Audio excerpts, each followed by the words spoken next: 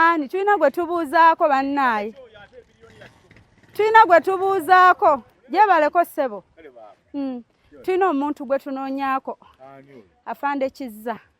Kisoboka. Kisoboka. Surprise. Ate munene kyanda munene shoyo. Happy Valentine. Anaji ntademu. Omuntu oyo akwagala nnyo akulowoozezaako.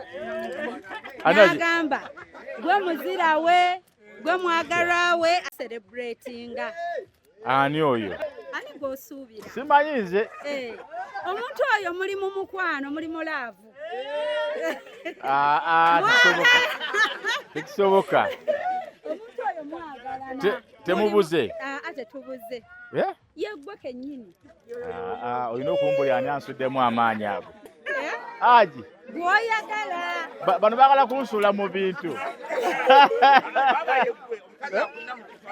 Gw'oyagala yakikoze nga naye akwagala. Sisuubira kubanga.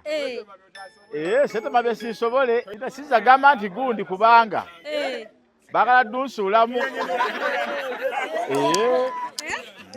Togenda kwogera linnya lye? Sijja kugira. Kati mukubire essimu. Mukubire essimu omumpe. Bayagambye bw'omala otteeba tumukubire. Mukubire. Munnange omuntu oyo akwagala nnyo. Omutima gukubira ye era yagambye singa oyogera erinnya lye tomanyi bw'oba omutadde. Ne bw'oyogerako leeta buleeta kale. Sisobola. Kale just erinnya nti nga bw'ogamba kati yenze Shifa Sisobola. Tayogera omuganye okwogera kati nganze bonagamba nze Shifa lisookerwako esi. Sisobola. Togenda mwogera. Hope Shifa Nakawombe owa program weewuunyisa omwagalwawo eyavaayo okutambuliranga ku mazima n'okukugusizanga ensonga. Kale nno tumugoberere tetugenda kwejjusa. Kampala Polytechnic Mengo eyita abantu bonna abagala okusoma course ku ddala lya National Certificate, National Diploma ne Higher Diploma nti okwewandiisa kugenda mu maaso mu courses nga Civil, Electrical, Mechanical ne Water Engineering, Architecture, Electrical Installation, Auto Mechanics, Plumbing ne ICT, Catering, Refrigeration, Cosmetology, Hairdressing, Fashion ne Design nti eri abamaze Senior 6 nga baagala Diploma, abamaze Senior 4 ne Primary 7 nga baagala Certificate mutukyalire leero ku Kabaka Njagala Road okuliraana olubiri lwa Kabaka kumpi ne Olcom Petrol Station oba tukubire ku 0-4-27-26-73. Kampala Polytechnic Mengo, beyond limits. Aba New African Canadian Foundation balese omusomo mukwano. Bwe batyo balese omusomo ogugendo tuyigiriza kubatya engeri gye tuyinza olabirira abakadde, gye tuyinza olabirira abalwadde, abakawuka ka mukenenya. Balese omusomo guno ogenda okuyigiriza ebintu bingi nnyo mukwano. Era nga omusomo ogwo gubeerawo buli December ne June.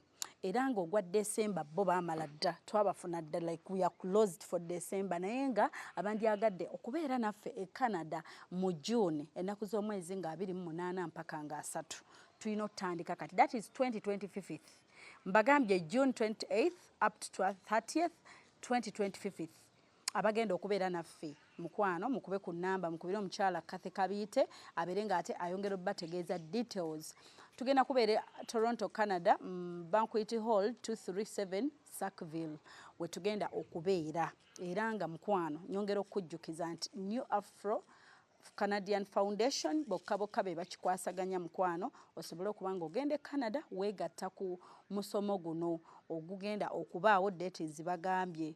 Registration fee byonna ogenda kuba obitegeera. Nkusaba okube ku namba ya Kathy Kabiite abeere nga ate akunnyonnyola details ezisingako awo. Mujja kumbuuza eri ku WhatsApp. Yes, enamba eri ku WhatsApp mukwano bakubire ku +164 271 6223. Njiddamu ayagala ogende Canada okubeera nga yeegatta ku musomo ogwo nkugambye kuba ku +1647 271 6223.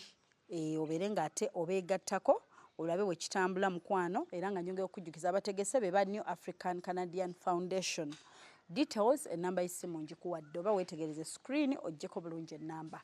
So nyongera obbajjukiza lwaki sibawa ate ba photographer abakabi nemba wa connection nga sinava wano babayise Hypex Studios obasanga awo najjana nkumpi niya Cobbins Motel Busabala Road ye enamba zaabwe ez'essimu basange ku +256 754 19 24 34 oba basange ku +256 789 34 38 02 for editing video editing and shooting covering all functions like wedding, birthday parties, introduction, corporate parties, etc, meeting, conferences zonna bazikola nobo oyina gwenga just oyina meeting zo zokola nengo oyagala zibeere covered bobo oyina housewarming oyingira nnyumba yo byonna babikolako mikwano bekwate babayise Hypex Studio.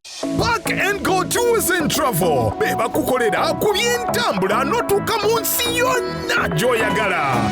Kati nno gwe ayagala ogenda okukola okuwummula okulambula ng'oyagala kulambula Canada, America, Bungereza kw'ossa n'ensi za Schengen zonna jangu ku Park and Go. Teweerabira waliwo omukisa ennaku zino ogwa Germany ne Canada eyaggulira buli muntu. So nno jangu ku Park and Go kubanga tusobola okutwalira ku looni gwe n'osasula ng'otuuse. Tuli bakugu mu kukola ku mpapula ng'eza zi visa, zi work permit, kw'ossa passport n'ebirala nkubuliitu. Ate gw'ayagala okulambula ekkula Uganda olinyumirwe naawe jangu otutuukirire tukulambuze Uganda. Tusangibwa ku luguudo oludda Entebbe ku kizimbe kya Amida e Kajjansi. Park and Go Tours and Travel e Kajjansi. The world starts now.